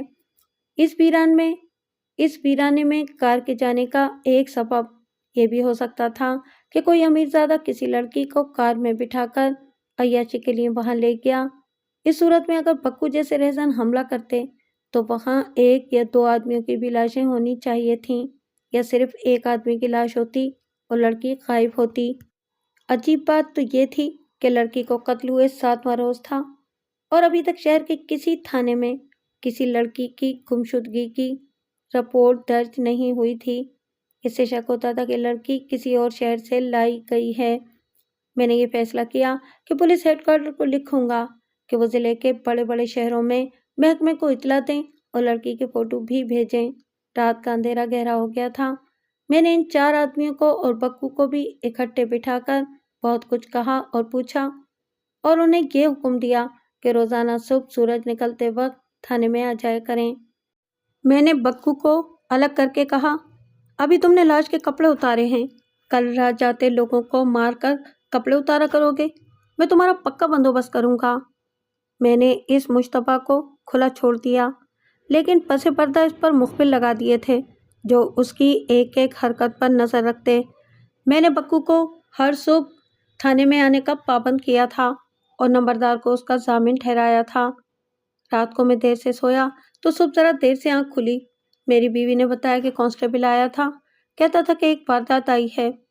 میں ناشتے وغیرہ سے فارغ ہو کر تھانے میں گیا تو وہاں بکو بیٹھا تھا۔ مجھے دیکھتے ہی کہنے لگا، مجھے باندھ لو سرکار، میں قاتل ہوں۔ مجھے ایسے لگا جیسے 14 طبق روشن ہو گئے ہوں۔ بکو اور اس کی بیوی نے لاش کو صرف لوٹا ہی نہیں تھا بلکہ قتل بھی اسی نے یا دونوں نے کیا تھا۔ میں نے اس سے پوچھا، قتل کس طرح کیا ہے؟ اس نے جواب دیا، گلا دبایا اور مر گئی۔ کار کس کی تھی؟ میں نے پوچھا، لڑکی کس کے ساتھ آئی تھی؟ کون سی کار؟ बक्कू ने हैरान होकर पूछा, आप किसकी बात कर रहे हैं सरकार? उस लड़की की जिसकी लाश बरामद हुई है। नहीं सरकार, उसने कहा, मैं अपनी बीवी की बात कर रहा हूँ सरकार। मैं अपनी बीवी को कत्ल करके आया हूँ। ये सुनकर मुझे चक्कर आ गया। मैं तो समझा था कि मेरी तफ्तीश खत्म हो गई, मगर ये कत्ल एक और केस पर आ गया। मैंने इसका बयान सुना। मुख्तसर तौर पर यह वाकया इस तरह हुआ कि बक्कू अपनी बीवी की बदकारियों और फरमाइशों से तंग आ गया था। इसे दोस्तों ने भी कहना शुरू कर दिया था कि यार, इस ख्वाहिशा को चलता करो, तुम्हारी इज्जत खत्म हो चुकी है और लोग तुम्हारी मर्दानगी पर शक करते हैं। मगर वो अम्मू को समझाता रहा और उसकी मिन्नतें भी करता रहा। अम्मू को बदकारी की लत पड़ गई थी। वो पास न आई, बल्कि उसे ये कहने लगी कि मुझे जेवर की 3-4 चीजें ला दो, फिर मैं तुम्हारी गुलाम बनकर रहूंगी। बक्कू को एक रात इस शहरी लड़की की लाश नजर आई, तो इसने इसका जेवर उतार कर अपनी बीवी की फरमाइश पूरी कर दी, मगर वो पकड़ा गया। इसकी बीवी इतनी शोबाज और अहमक थी कि शहरी फैशन की चीजें जो लाश से उतारी गई थीं, वो शादी के मौके पर पहने फिरती थी। उसने लाश के कपड़े उस वक्त भी पहने रखे जब पुलिस गांव में मौजूद थी। मैं बक्कू को थाने ले आया था, लाश के कपड़े और जेवर भी ले आया था। अब इस नए कत्ल की कागजी कार्रवाई करनी थी। बक्कू ने बयान दिया कि रात को वो थाने से रुखसत होकर अपने गांव पहुंचा तो गांव के लोग उसका इंतजार कर रहे थे। गांव के किसी घर में पुलिस जाए, वहां से माल बरामद करे और उस घर के किसी आदमी को थाने ले जाए तो ये मामूली वाकया नहीं होता। लोग बात की तह तक पहुंचने की कोशिश करते हैं। बक्कू का घर भी गांव के लिए तमाशा का बन गया था। मैंने कार्रवाई की तो खुफिया थी, लेकिन सबको पता चल गया था कि बक्कू के घर से चोरी का माल बरामद हुआ है। इन्हें यह भी पता चल गया था कि बक्कू ने लाश का जेवर और कपड़े उतारे हैं। वो रात को गांव में दाखिल हुआ तो लोग इंतजार में थे। उन्होंने उसे घेर लिया और गांव के बुजुर्गों के सामने बिठा दिया। इसे कहा गया कि ये लोग चोरी चकारी तो करते हैं, मर्दों की तरह डाके भी डालते हैं, पर तूने ये क्या किया कि लाश के कपड़े उतार लिए? ये देहाती लोग थे जो तोहम परस्त भी होते हैं। उन्होंने बक्कू को लान तान की और कहा कि लोग नंगी लाश पड़ी देखें तो उस पर कपड़ा डाल देते हैं, और तूने औरत जात की लाश को नंगा कर दिया। अब खुदा जाने इस गांव पर क्या आफत टूटेगी। लोग चूंकि भड़के हुए थे, इसलिए इसे ये भी कह दिया, एक तेरी बीवी है जिसने सारे गांव को गंदा कर रखा है। तू मर्द है तो तलाक दे हरामजादी को और चलता कर। तू तो उसे लाशों के कपड़े और जेवर उतार कर पहना रहा है, कल तू गांव की मैयतों के कफन भी उतारेगा। बक्कू कुछ भी न बोला। उसने बुजुर्गों के पांव पकड़ लिए और वहां से उठ गया। घर गया तो बीवी मुंह बसोरे बैठी थी। उसने बक्कू को पहली बात ये कही, मैं पहले रोज ही जान गई थी कि तू मर्द नहीं है। थानेदार ने जरा सा रोक दिया और तू बक पड़ा। और उसने इस तरह की चली कटी और बातें उसे कह दी। बक्कू खामोशी से सुनता रहा। वो चुप हुई तो बक्कू ने सिर्फ इतना कहा, मैं जानता था कि तू बदकार है, लेकिन अपनी इज्जत की खातिर मैंने तुझे खुश करने के लिए जुआ खेला और फिर तेरी खुशी के लिए मैंने लाश का जेवर उतारा और तूने लाश का सतर नंगा किया। अब तुझे तलाक नहीं मिलेगी और अब तू किसी की बीवी नहीं बनेगी। ये कहकर वो तेजी से आगे बढ़ा और अम्मू की गर्दन अपने हाथों में दबा ली और छोड़ा उस वक्त जब वो मर गई। उसने लाश को कंधे पर उठाया। गांव के दरमियान खुली जगह थी, वहां लाश को फेंका और बड़े जोर जोर से मुख्तलिफ आदमियों को आवाजें देने लगा। थोड़ी देर में सारा गांव उसके गिर्द जमा हो गया। बाज लोग दिए और लालटेनें जला लाए। देखा कि वहां अम्मू की लाश पड़ी है। बक्कू ने सबसे कहा, मैंने तुम सबका नाम बदनाम किया है ना, सिर्फ इस औरत को खुश रखने के लिए? ये देख लो, तुम सबको खुश रखने के लिए मैंने इसका गला घोट दिया है। अब मुझे बख्श दो, मेरे गुनाह बख्श दो। मैं थाने जा रहा हूँ। लोग हैरान शुस्तर खड़े रहे और बक्कू थाने पहुंच गया। उसने मुझे बयान देते हुए कहा, इसका पहला खामिद बुज़दिल था जिसने उसे तलाक दे दी थी। ऐसी औरत को तो जिंदा छोड़ना ही नहीं चाहिए। ये केस मेरे लिए आसान था, सिर्फ शहादत इकट्ठी करनी थी। इकबाल जुर्म हो चुका था। मैंने बक्कू को हवालात में बंद किया, उसके गांव गया, लाश देखी, काबिले एतमाद 4 आदमियों के बयानात लिए, लाश पोस्टमार्टम के लिए भिजवाई, तमाम तर कागजात तैयार किए और जब मैं थाने वापस गया तो शाम के 4 बज रहे थे। वहां 2 आदमी बैठे मेरा इंतजार कर रहे थे। تھانے کے احاطے کے باہر ایک پرانی سی کار کھڑی تھی۔ یہ غالباً اسی میں آئے تھے۔ ایک بوڑھا تھا اور دوسرا جوان۔ بوڑھے کی عمر 60 سال سے زیادہ معلوم ہوتی تھی اور جوان 26-27 سال کا ہوگا۔ دونوں امیر خاندان کے آدمی تھے۔ بوڑھے نے اپنا تعارف کرایا۔ اس کا نام حمید الدین تھا اور جوان آدمی اس کا داماد تھا جس کا نام اعجاز حسین بتایا گیا۔ بڑے میاں امبالہ سے آئے تھے۔ اعجاز حسین میرے شہر میں ٹھیکیداری کر رہا تھا۔ بڑے میاں کے ہاتھ میں وہی اخبار تھا جس میں لڑکی کی لاش کے چہرے کی تصویر چھپی تھی۔ اس نے بتایا کہ یہ تصویر غالباً اس کی بیٹی کی ہے۔ اس نے کہا اس کا چہرہ اتنا بھرا بھرا نہیں تھا لیکن اسی کی معلوم ہوتی ہے۔ یہ تصویر مرنے کے چوتھے روز لی گئی تھی۔ میں نے اسے بتایا چہرہ پھولا ہوا تھا۔ اب اگر لاش قبر سے نکالی گئی تو اور زیادہ خراب ہو چکی ہوگی۔ پھر میں نے اسے پوچھا آپ نے یہ تصویر کب دیکھی ہے؟ یہ تو 3-4 دن پرانا اخبار ہے۔ یہ کل صبح یہاں آ کر دیکھی ہے، اس نے جواب دیا۔ میں نے اس کے داماد اعجاز حسین سے پوچھا آپ تو یہیں تھے، آپ نے اپنی بیوی کی تصویر نہیں پہچانی؟ میں نے بھی کل ہی دیکھی ہے، اس نے جواب دیا۔ لڑکی کے باپ نے کہا مجھے پرسوں امبالہ میں اس کا یعنی کہ اس کے داماد کا خط ملا۔ اس نے پوچھا تھا کہ کلثوم مجھے بتائے بغیر آپ کے پاس چلی گئی ہے، وہ کب واپس آ رہی ہے؟ کیا میں اسے لینے آؤں؟ کلثوم امبالہ نہیں آئی تھی۔ مجھے پریشانی ہوئی، میں اسی وقت گاڑی میں بیٹھا اور یہاں آ گیا۔ اعجاز کو بتایا کہ کلثوم امبالہ نہیں آئی، یہ بھی پریشان ہو گیا۔ اسے گئے ہوئے 6-7 روز ہو گئے تھے۔ اعجاز نے مجھے بتایا کہ کئی بار وہ فیروز پور اپنے ماموں کے ہاں گئی تھی۔ ہم نے اس کے ماموں کو تار دیا۔ اس کا جواب کل صبح 10 بجے بذریعہ تار ملا۔ اس نے لکھا ہے کہ کلثوم فیروز پور نہیں گئی، یہی 2 جگہ تھیں جہاں وہ جا سکتی تھی۔ اعجاز کو اچانک یاد آیا کہ اخبار میں کسی لڑکی کی تصویر شائع ہوئی تھی جو قتل ہو گئی ہے اور اس کے وارث نہیں مل رہے۔ اس نے 3-4 روز پرانے اخبار دیکھے اور ہم دونوں تصویر کو غور سے دیکھنے لگے۔ صرف چہرہ تھا، آنکھیں بند تھیں، چہرہ موٹا تھا، اس لیے ہم پوری طرح پہچان نہ سکے۔ مجھے 70% یقین ہے کہ یہ کلثوم کی تصویر ہے۔ ہم پولیس ہیڈ کوارٹر گئے، وہاں سے ہمیں آپ کے پاس بھیجا گیا ہے۔ میں آپ کو وہ کپڑے اور زیورات دکھا سکتا ہوں جو لڑکی کی لاش سے اتارے گئے ہیں، میں نے کہا۔ آپ ان کی مدد سے کسی فیصلے پر پہنچ سکتے ہیں۔ میں نے سب سے پہلے شلوار قمیض اور دوپٹہ ان کے آگے رکھا۔ باپ انہیں دیکھ کر یاد کرنے لگا۔ اس نے ماتھے کو ہاتھ سے رگڑا، آخر بولا میرا خیال ہے کہ کلثوم ایک بار امبالہ سوٹ میں آئی تھی۔ آپ کو غلط فہمی ہو رہی ہے، اعجاز حسین نے کہا۔ اس کے کپڑوں کو آپ مجھ سے زیادہ نہیں جانتے، اس کے پاس ایسا کوئی سوٹ نہیں تھا۔ یہ زیورات دیکھ لیں۔ میں نے تمام زیورات ان کے آگے رکھ دیے۔ باپ نے ہر ایک چیز کو الگ الگ دیکھا۔ اس نے ایک انگوٹھی اور زنجیر کا پتہ پہچان کر کہا ان دونوں چیزوں کو میں پہچانتا ہوں۔ زنجیر میرے ہاتھ کی خریدی ہوئی ہے اور یہ انگوٹھی بھی اسے ہم نے دی تھی۔ یہ دونوں چیزیں کلثوم کی نہیں ہیں، اعجاز حسین نے کہا۔ 6 مہینے گزرے۔ اس نے ضد کی تھی کہ وہ زنجیر اور پتہ بدل کر ایک اور ڈیزائن کی زنجیر اور لاکٹ لینا چاہتی ہے۔ میرے منع کرنے کے باوجود اس نے زنجیر دے کر لاکٹ والی زنجیر لے لی تھی۔ مجھے 250 روپیہ اس کے ساتھ ادا کرنا پڑا تھا اور انگوٹھی وہ ایک ہی انگلی میں رکھتی تھی۔ یہ تو 2 انگوٹھیاں ہیں۔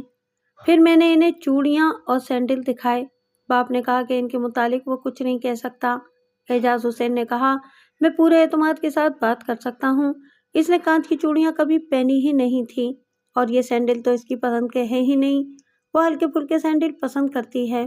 باپ خاموش ہو گیا، وہ بار بار اخبار کے فوٹو کو دیکھتا تھا۔ میں نے میز کی دراز کھولی، اس میں اصل فوٹو کی ایک کاپی پڑی تھی۔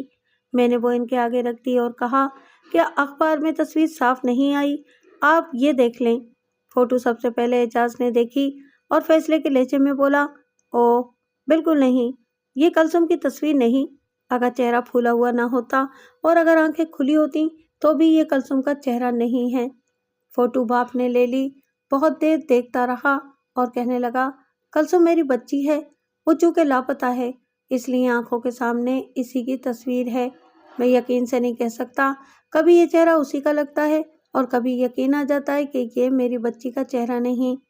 یہ اعجاز کہتا ہے کہ یہ کپڑے اس کے نہیں ہیں تو میں کیا کر سکتا ہوں؟ اعجاز حسین نے مجھے یقین دلا دیا تھا کہ یہ اس کی بیوی کی تصویر نہیں۔ اس کا سسر بھی کوئی فیصلہ نہ کر سکا میں نے اعجاز سے کہا، آپ نے کہا تھا کہ آپ کی بیوی آپ کو بتائے بغیر اپنے والدین کے ہاں امبالہ چلی گئی ہوگی۔ کیا اس سے پہلے بھی وہ آپ کو بتائے بغیر کبھی گئی ہے؟ 4-5 دفعہ مجھے بتائے بغیر گئی ہے۔ کوئی وجہ؟ لڑ کر گئی تھی، اس نے کہا۔ اب بھی لڑ کر گئی ہے، یہ اس کی عادت ہے۔ اس کی نہیں، یہ تمہاری عادت ہے، اس کے سسر نے غصے میں کہا۔ وہ جتنی بار گھر آئی ہے اس نے مجھے بتایا ہے کہ تم اسے پریشان کرتے ہو اور طلاق کی دھمکیاں دیتے رہتے ہو۔ فوراً ہی وہ جھگڑنے لگے۔ میں اس پر پچھتانے لگا کہ ان دونوں کا مقتولہ کے ساتھ کوئی تعلق نہیں تھا۔ پھر میں یہ سوال کیوں کر بیٹھا کہ وہ پہلے بھی کبھی بتائے بغیر گئی تھی۔ ان کا جھگڑا بڑھ گیا۔ اعجاز حسین نے اپنے سسر سے کہا، آپ مجھے جھانسا دے رہے ہیں۔ آپ کی بیٹی آپ کے پاس گئی ہے اور آپ نے اسے چھپا لیا ہے اور مجھے کہہ رہے ہیں کہ وہ گھر نہیں گئی۔ دیکھیے انسپکٹر صاحب، سسر نے مجھے مخاطب کر کے کہا، ایک بار اس ظالم کے بچے نے میری بیٹی کو مار پیٹ کر گھر سے نکال دیا تھا۔ وہ 5-6 روز میرے گھر رہی اور واپس آ گئی۔ وہ کہتی تھی کہ یہ کمبخت کا بچہ شراب پیتا ہے اور طوائف بازی بھی کرتا ہے۔ اب مجھے دھمکیاں دیتا ہے کہ میں نے اپنی بیٹی کو چھپا لیا ہے۔ جناب، مجھے شک ہے کہ اس نے میری بیٹی کو یا تو قتل کر دیا ہے یا قتل کروا دیا ہے۔ اعجاز حسین بھڑک اٹھا اور بولا، اور اپنی بیٹی کی کرتوت آپ نہیں بتائیں گے؟ آپ مجھے طوائف باز کہتے ہیں، وہ تو خود طوائف بنی ہوئی تھی۔ میں یہ بھی کہوں گا کہ وہ اپنے کسی یار کے ساتھ چلی گئی ہے۔ سسر نے چلا کر کہا، بکواس بند کر کتے کے بچے۔ میں نے انہیں خاموش کرانے کے لیے کہا، یہ پولیس اسٹیشن ہے جناب، آپ کا گھر نہیں ہے۔ آپ اگر اس لڑکی کو شناخت کر سکتے ہیں تو مجھ سے بات کریں، ورنہ تشریف لے جائیں۔ اعجاز حسین فوراً اٹھا اور مجھ سے پوچھا، قبلہ، مجھے بتائیں کہ میں اس کے خلاف کہاں رپورٹ درج کراؤں کہ اس نے میری بیوی کو روپوش کر رکھا ہے؟ آپ ڈسٹرکٹ مجسٹریٹ کے پاس چلے جائیں۔ وہ بہت تیزی سے باہر نکل گیا۔ بوڑھا سسر بیٹھا رہا۔ اس نے اعجاز حسین کے خلاف بہت سی باتیں کی اور اپنی بیٹی کو مظلوم بتایا۔ اس نے یہ بھی کہا کہ وہ بھی ڈسٹرکٹ مجسٹریٹ کو درخواست دے گا کہ اس نے میری بیٹی کو قتل کرا دیا ہے۔ اسے مجبور کیا جائے کہ کلثوم کو عدالت میں لائے۔ یہ بزرگ میرے لیے ایک اہم گواہ بن سکتا تھا۔ میں نے اس سے پوچھا، کیا آپ لڑکی کی تصویر اور اس کی چیزوں کی شناخت کر سکتے ہیں یا نہیں؟ مجھے ہاں یا نہ میں جواب دیں۔ اس نے ایک بار پھر تصویر کو غور سے دیکھا، اس کی چیزوں کو دیکھا اور شک کے لہجے میں بولا، میں ہاں بھی نہیں کہہ سکتا ہوں اور نہ بھی نہیں کہہ سکتا۔ میں ابھی تک شک میں ہوں۔ میں نے اسے شامل تفتیش کر لیا اور اس کا ایڈریس لے کر اسے کہا کہ مجھے جب بھی اور جس وقت بھی اس کی ضرورت پڑی اسے فوراً حاضر ہونا پڑے گا۔ اس نے بخوشی قبول کر لیا اور وہ پھر اپنے داماد کو برا بھلا کہنے لگا۔ بوڑھا اٹھنے کا نام ہی نہیں لیتا تھا۔ میں خود اٹھا اور اسے یہ کہہ کر اٹھایا کہ میں ایک تفتیش کے سلسلے میں باہر جا رہا ہوں۔ میں اسے تھانے سے باہر لے گیا اور احاطے سے بھی باہر سڑک تک اس کے ساتھ چلا گیا۔ اس کا داماد کار لے گیا تھا۔ بوڑھے نے گالی دے کر کہا، اپنا سامان لینے کے لیے مجھے اس خبیث آدمی کے گھر جانا پڑے گا۔ میں نے اس سے پوچھا کہ آپ کو کہاں تک جانا ہے؟ میں ٹانگا رکواتا ہوں۔ اس نے مجھے کوٹھی کا نمبر اور سڑک بتا دی۔ میں نے ایک ٹانگا روکا اور بوڑھے سے جان چھڑائی، لیکن وہ میرے لیے ایک کارآمد قسم کا شک پیدا کر گیا۔ ٹانگا دور نکل گیا تو میں اپنے دفتر کی طرف واپس مڑنے لگا۔ میری نظر زمین پر پڑی۔ میں وہیں جھک گیا اور کچھ دیر زمین کو دیکھتا رہا۔ 1-2 منٹ بعد مجھے اس طرح معلوم ہوا جیسے میں تھانے کے سامنے نہیں بلکہ اس پگڈنڈی پر کھڑا ہوں جس کے قریب سے لاش برآمد ہوئی تھی۔ گواہی جو پگڈنڈی نے دی تھی وہی گواہی میرے تھانے کے سامنے کی زمین دے رہی تھی۔ یہ ایک تنگ سڑک تھی جس کے ساتھ خاصی چوڑی کچی زمین تھی۔ اس پر مجھے 4-5 انچ جگہ پر تیل گرا ہوا نظر آ رہا تھا اور اس کے دائیں اور بائیں ایک کار کے ٹائروں کے نشان تھے۔ تیل کا یہی دھبا میں نے ٹائروں کے اسی قسم کے نشانوں کے درمیان پگڈنڈی پر دیکھا تھا۔ پگڈنڈی پر جو نشان تھے ان سے مجھے اتنا ہی پتہ چلا تھا کہ اس ویرانے میں وہاں تک ایک موٹر گاڑی گئی ہے، وہاں رکی ہے اور وہیں سے واپس ہوئی ہے۔ ٹائروں کے نشان پر کسی مجرم کو نہیں پکڑا جا سکتا کیونکہ ایک ہی قسم کے ٹائر اتنے بڑے شہر میں سینکڑوں گاڑیوں کے ہو سکتے ہیں، لیکن ان نشانوں میں जो मुझे पगडंडी पर और फिर सड़क के किनारे कच्ची ज़मीन पर नजर आए थे। 2 चीज़ें मुश्तरक थीं। एक ये थी कि इनके दरमियान तेल का धब्बा था। कार पुरानी थी जिससे तेल टपकता था कतरा कतरा। दूसरी ये कि एक टायर घिसा हुआ था। इसका निशान पगडंडी पर भी ऐसा ही था और मेरे थाने के सामने भी ऐसा ही। मैंने पगडंडी पर तेल का धब्बा देखकर भी सोचा था कि कार बहुत पुरानी है। मैं जब गांव से आते हुए थाने तक पहुंचा था तो क्रीम रंग की एक कार यहाँ खड़ी देखी थी। अंदर गया तो ये ससुर और दामाद मेरे इंतजार में बैठे थे। अब बाहर आया तो कार दामाद एजाज हुसैन ले जा चुका था। कार उसी की थी। टायरों के निशान देखकर मेरे जहन में एजाज और उसके ससुर का झगड़ा गूंजने लगा। आप इनकी तकरार सुन ही चुके हैं। आप समझ गए होंगे कि एजाज और उसकी बीवी की आपस में नाचाकी थी और नाचाकी भी इस हद तक थी कि एजाज ने ससुर के बयान के मुताबिक एक बार अपनी बीवी को मार पीट कर निकाल दिया था और वो अपने वालिदैन के पास अम्बाला चली गई थी। ससुर एजाज को शराबी वगैरह कह रहा था और एजाज अपनी बीवी को तवाइफ कह रहा था और ये भी कि वो 3-4 बार लड़कर अपने वालिदैन के यहाँ उसे बताए बगैर चली गई थी। मेरा दिमाग और मेरी नज़र एक पुलिसमैन की थी, इसलिए मैं बाल की खाल उतारने लगा। मैंने उस वक्त जब वो मेरे सामने बैठे बातें कर रहे थे इनकी बातों से तवज्जो हटा ली थी, क्योंकि मैंने देख लिया था कि वो मकतूला को शनाख्त नहीं कर सके और मकतूला के कपड़े और जेवरात देखकर एजाज ने फैसला दे दिया था कि ये इसकी बीवी के कपड़े नहीं। ये सुनकर मैंने इन्हें टालने की कोशिश की थी, लेकिन अब टायरों और तेल का निशान देखकर मैं इनकी बातें फिर से याद करने लगा।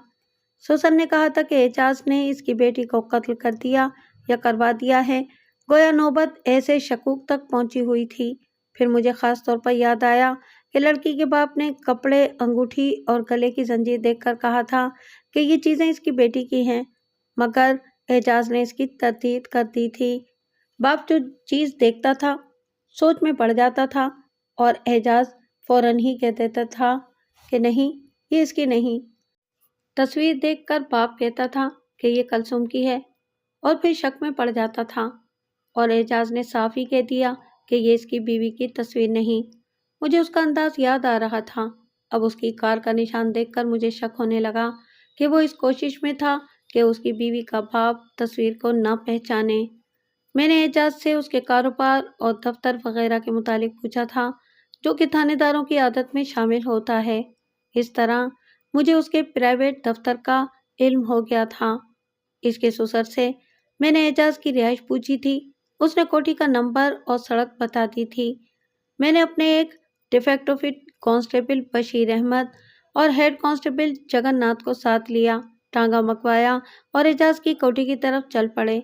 इसके ससुर को थाने से गए कोई पौन घंटा गुजर चुका था। मैं जब एजाज की कोठी तलाश करता उसकी कोठी में पहुंचा तो मालूम हुआ कि उसका ससुर जा चुका है और एजाज घर में नहीं है। मैंने कोठी के सामने बरामदे के साथ देखा, वहां तेल गिरता रहा था।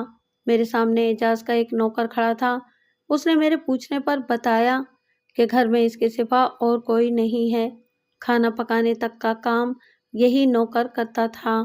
घर के दूसरे काम, झाड़ पोंछ वगैरह, एक औरत करती थी जो इस वक्त वहां नहीं थी।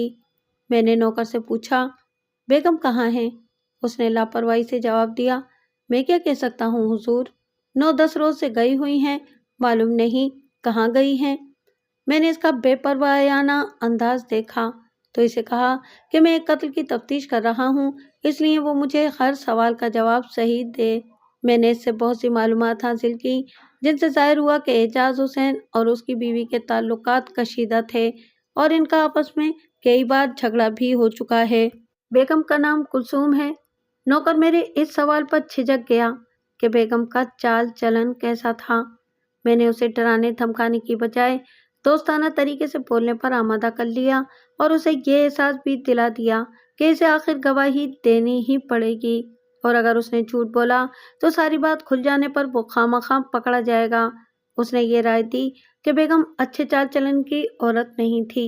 एजाज के मुतालिक उसने बताया कि घर में इसने कभी शराब नहीं पी थी। नौकर को यह भी इल्म नहीं था कि एजाज के ताल्लुकात किसी और लड़की के साथ थे या नहीं। شادی کا یہ تیسرا سال تھا۔ میں نے نوکر سے پوچھا، تمہیں یاد ہے کہ بیگم گھر سے کس روز گئی تھی؟ اس نے جواب دیا، جی ہاں مجھے یاد ہے، شام کا کھانا کھا کر اعجاز صاحب اور بیگم صاحبہ گاڑی میں گئے تھے۔ رات کے شاید 11 بجے تھے جب مجھے گاڑی واپس آنے کی آواز آئی۔ گھر کے اندر میرا کوئی کام نہیں تھا، اس لیے میں اندر نہیں گیا۔ صبح ناشتہ لگا رہا تھا تو اعجاز صاحب نے مجھے کہا کہ ناشتہ صرف میرے لیے لگانا، بیگم رات کو امبالہ چلی گئی ہیں۔ میں سمجھا کہ رات کو اعجاز صاحب بیگم صاحبہ کو اسٹیشن پر لے گئے تھے اور میں ابھی تک یہ سمجھ رہا ہوں کہ وہ امبالہ گئی ہوئی ہیں۔ میں نے اپنے کاغذوں میں سے وہ اخبار نکالا جس میں کلثوم کی تصویر چھپی تھی۔ یہ اخبار نوکر کے ہاتھ میں دے کر اسے کہا، یہ تصویر پہچان سکتے ہو؟ اس نے تصویر کو آنکھوں سے دور کر کے دیکھا اور بولا، اللہ جھوٹ نہ بلوائے، یہ بیگم صاحبہ کی تصویر معلوم ہوتی ہے۔ پھر اور غور سے دیکھ کر بولا، ہاں حضور بیگم صاحبہ ہیں۔ وہ یکلخت گھبرا گیا اور اس کے منہ سے نکلا، ہائے یہ کیا لکھا ہے؟ لاش سول اسپتال کے سردخانے میں پڑی ہے؟ نہیں نہیں، یہ کوئی اور ہوگی۔ اعجاز صاحب کہتے تھے کہ یہی ہے۔ میں نے کہا، تم نے اس سے پہلے اخبار نہیں دیکھا تھا؟ ہم غریب لوگ اخبار کہاں دیکھتے ہیں؟ مجھے یہ بتاؤ کہ تم نے پہلی ہی نظر میں پہچان لیا تھا کہ یہ بیگم کلثوم کی تصویر ہے؟ ہاں حضور، اس نے جواب دیا، چہرہ ذرا موٹا ہے لیکن تصویر میں اتنا فرق تو آ ہی جاتا ہے، پہچاننے میں تو کوئی دقت نہیں ہوئی۔ یہ جواب میرے لیے اہم تھا۔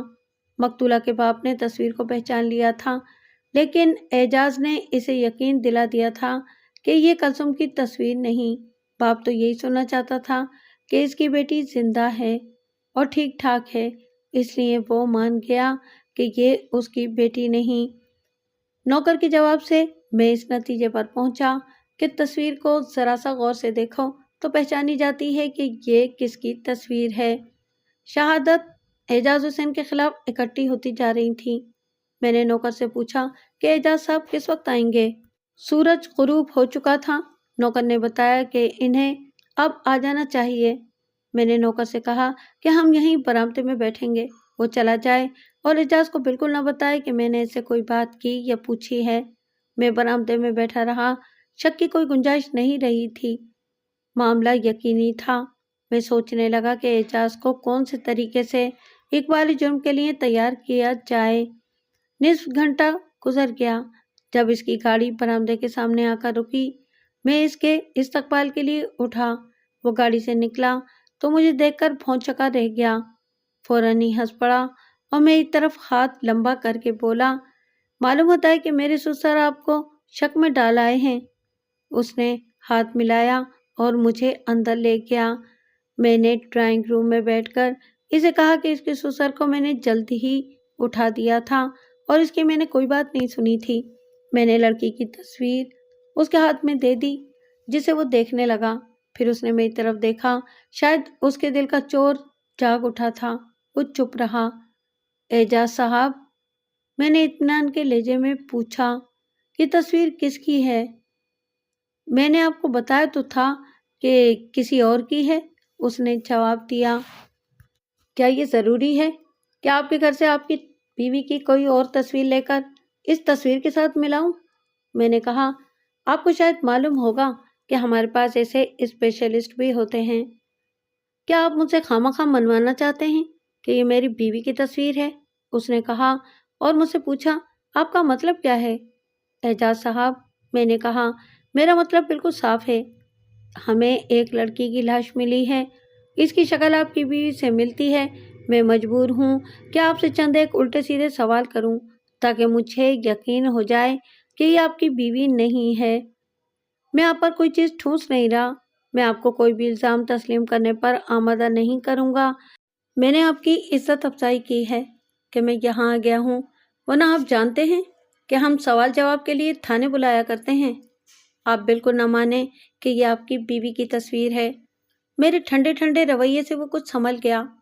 آپ کا کاروبار شاید اچھا نہیں چل رہا، میں نے کہا۔ آپ کو یہ خیال کیوں آیا؟ اس لیے کہ آپ کی گاڑی کا وہ ٹائر بھی آپ تبدیل نہیں کرا سکے جو گھس گیا ہے، میں نے کہا، اور گھسا بھی اتنا ہے کہ ربڑ کئی جگہوں سے اڑ گیا ہے۔ میں اس کے چہرے کو دیکھ رہا تھا جو بدلنا شروع ہو گیا تھا۔ میں نے کہا، گاڑی اتنی پرانی ہے کہ اس میں سے تیل گرتا رہتا ہے۔ آپ نے میری گاڑی ابھی ابھی دیکھی ہے؟ اس نے پھیکی سی ہنسی ہنس کر کہا۔ پولیس کی آنکھیں بہت تیز ہوتی ہیں۔ نہیں اعجاز صاحب، میں نے اسے کہا، آپ کی گاڑی یہاں رکی تو میری نظر آپ پر تھی۔